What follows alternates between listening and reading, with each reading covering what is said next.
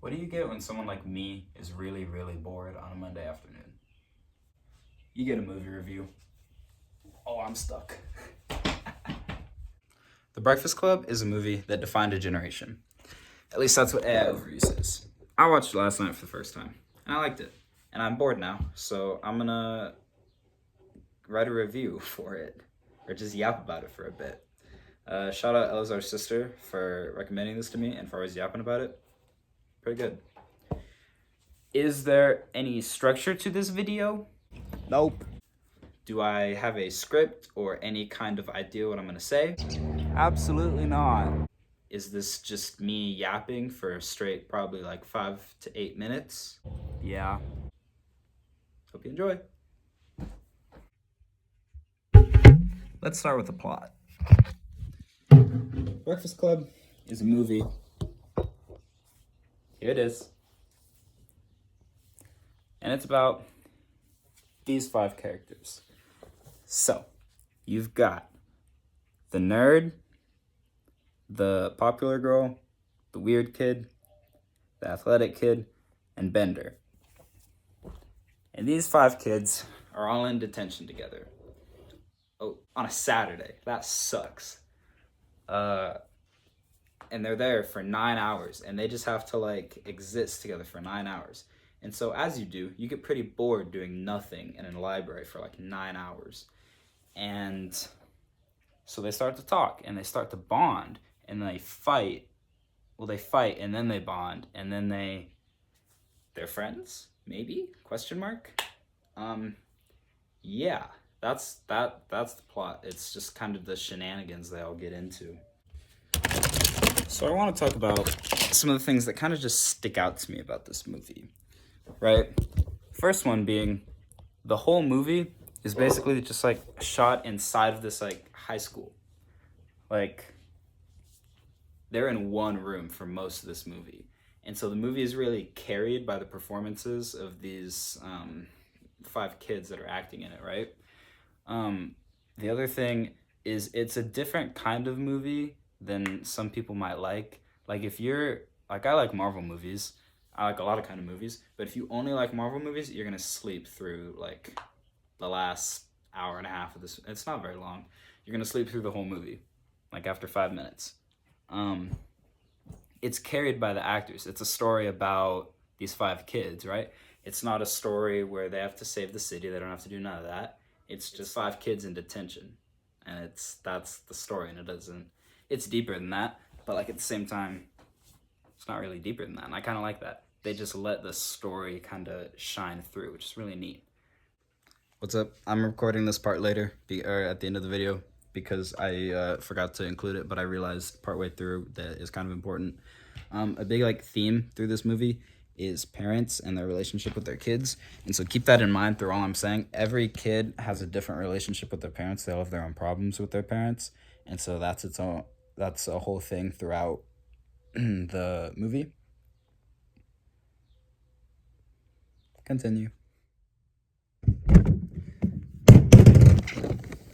So let's get to the reason that I really want to talk about this movie, and that's the characters, because that's what this movie's all about, really. Back on the couch. So there's 6 characters that are really worth talking about, worth noting. There's the janitor. I'm not going to talk about the janitor. He's kind of cool, I guess. I don't know. And I'm going to start with the one that is the least important and also the most important of them, and that's the principal. This guy. This is the principal we're working with. He says, don't mess with the bull, you get the horns. And the principal, well, he's the one in charge, right? He's keeping these kids in detention. He's the one that they're like rebelling against. And so he's important because he gives the movie like, I don't know, some stakes, because you know they get bored in that room and they leave the room and he like chases them and stuff. And there's a really important scene that involves him. He almost made me cry at one point. We'll talk about that in a second. But this is Brian, all right? Best picture of him. That's who he is. He does smoke in the movie once. He decides to be a rebel. Brian, he's a nerd, right? And he's a really interesting character to me because the reason we'll get to that. So he's under like a lot of pressure from his parents, right? He has to be perfect like all the time grades wise. Like he has to get A's. He's supposed to go on to college. He's gonna do all this stuff. Really important, or like a lot of pressure for him, right? And he does it, but it also gets to him. And I think the most important scene with him is at one point you find out why he's in detention, and it's because he tried to do something because he so at one point during the detention they're all kind of having a heart to heart, and Brian starts to cry because he tells them the reason he's in detention, and it's because he tried to off himself, which is not good, right? And so you're like, why did he try to do this? Like, he seems like he has these loving parents. They put pressure on him, sure, and the reason is that he's under all this pressure, right? So Brian gets a B on a project, and the first time that I heard him say that, I was like, me and Bender made the same face in the movie, because you're like, you got one B and you like decided to do that, like that's a little much. We actually got an F, but the thing is, he got an F on like a big project, brought his grade in that class down to like an F or something low, something that's going to bring his entire grade point average down to a B, which is like makes him a disappointment in his parents' eyes. And so in his eyes and in his parents' eyes, he's failed. And so he's like, what's left for me? I'm just gonna do this. I almost cried. I was like, dang, that's crazy.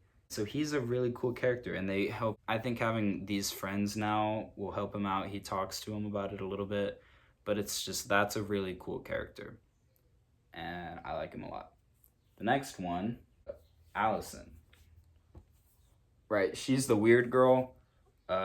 True story, didn't know her name until like 5 minutes ago when I Googled it. I watched the whole movie, didn't catch it once. Which is kind of the point. She's like unnoticed. She's like forgotten. That's her character, right?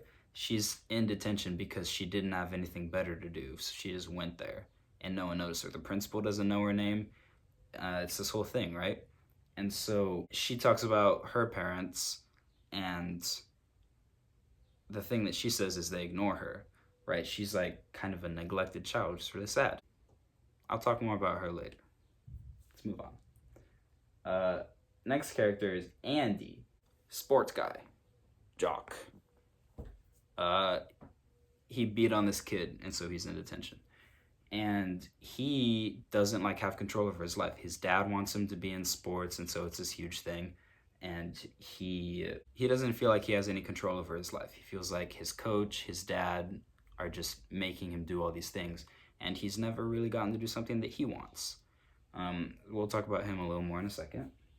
Next up is Claire. Claire is the popular girl. That's her. This is the face she makes for most of the movie. She's great. She's in detention. I don't actually know why, I forgot. Or maybe they didn't say. I don't know. She's in detention. And she's this popular girl. And she feels like her parents are like divorced or divorcing. And she is always caught in the middle of them. They're always using her. And she doesn't like to be used like that, as like a pawn in their kind of like war. And also she's really popular. She has these popular friends. She faces this pressure of being kind of like at the top of the food chain almost. I'm bored, so I'm recording a movie review of The Breakfast Club. Wow. Do you want to be featured? No. Please?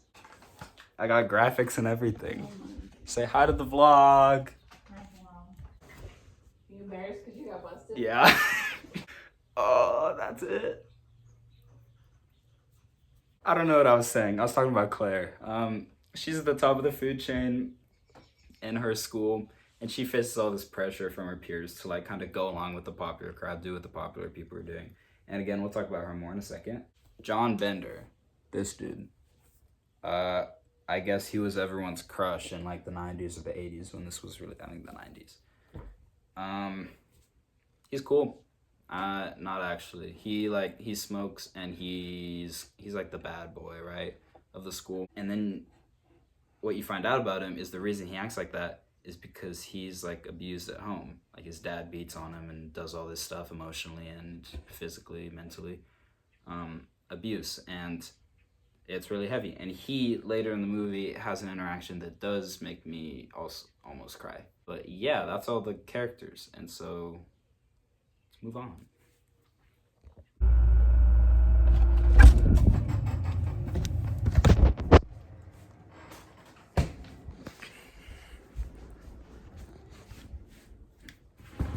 My sister's aware of me now, so I have to like not talk in there because she'll hear me and then I'll get more embarrassed. Now we're gonna talk about the relationships in this movie, the character relationships, right? There's these like 6 characters, and they all like have different relationships with each other. And I'm gonna talk about some of the important ones that stick out to me. Andy, and I deleted the tab, but Brian, I think is his name, the nerd. There's not much to talk about. I just like them. They're cool. They kind of click like pretty fast in the movie. They smoke weed together, and then like they're just kind of chill with each other, and I like their dynamic. They're pretty cool. I like the purge. That siren went on for a really long time. That was annoying. I don't remember what I was saying. Oh, there's this one scene where the two of them are talking, and then what's her face, Allison, comes up and she's like, "You want to see what's in my bag?" And they both go, "No," and it's like in sync, and it's the funniest thing to me. I don't know why. The next relationship I want to talk about also has Andy. It is Andy and Allison, right? So she be shooting him glances through the whole movie, and it's this whole thing. And he kind of notices her. They talk about like their trauma. He asks her about how her parents ignore her, and they like kind of connect, and it's cute. And then I think one of the cutest scenes in the movie is Claire gives Allison a makeover, and so she goes from she gets this little makeover, right? And the first thing that he says to her is he's like, "I can see your face." Guys, that's cute. That's really cute. So I like them a lot together. They're really cool. And also he gives her like, he cares about her. That's what she needs because she's like ignored at home. And I think in a way she represents something that he's doing for himself, because he's not talking to her for his dad like he is doing everything else. He's doing it for him. And so this is like his own, like, I don't know, they just work together. I like them. Bender and Claire. I don't like them as much as the other one. They're all right. They go back and forth the whole movie. They're beefing, but also like, you know how like when little kids like each other, they like talk crap about each other. It's kind of like that. They kind of like, I don't know. You can feel the tension the whole movie, and then they finally kind of like get together. And for him, I don't know if it really represents anything. It's just kind of another girl, because he talks to a lot of girls. But I don't know if he's going to leave them for her. But really for her is what's important. What it represents is that her parents would not like him. Neither of them would like him. And she doesn't like being this pawn in their like game.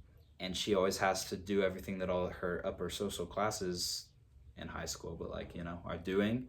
And so this is like her way of rebelling, right? She can get with this guy who's just against everything that she's been raised to stand for. And so it's really cool for her. The next relationship, Mr. Bullhorns and Bender.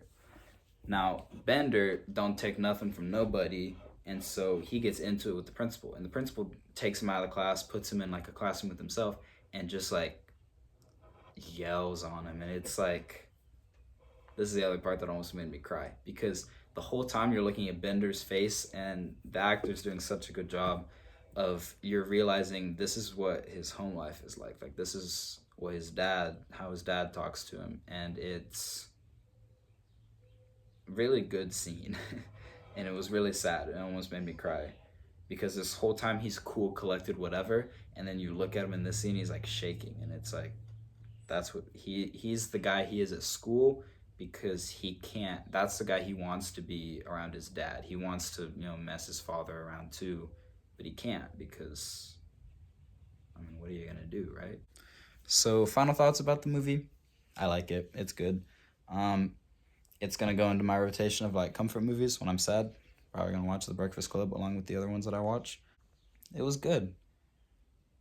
I think like all the way that it's like really character driven, I like that. I like how much the characters are the main part of the movie. Um, it's good.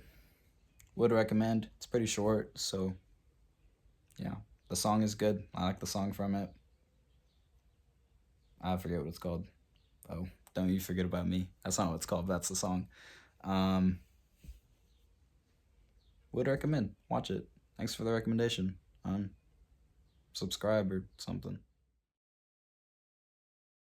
Guys, why is this video 15 minutes long? What was I yapping about? If you made it to the end, send me the pancake emoji because what the heck, that's crazy. Why would you watch that whole thing?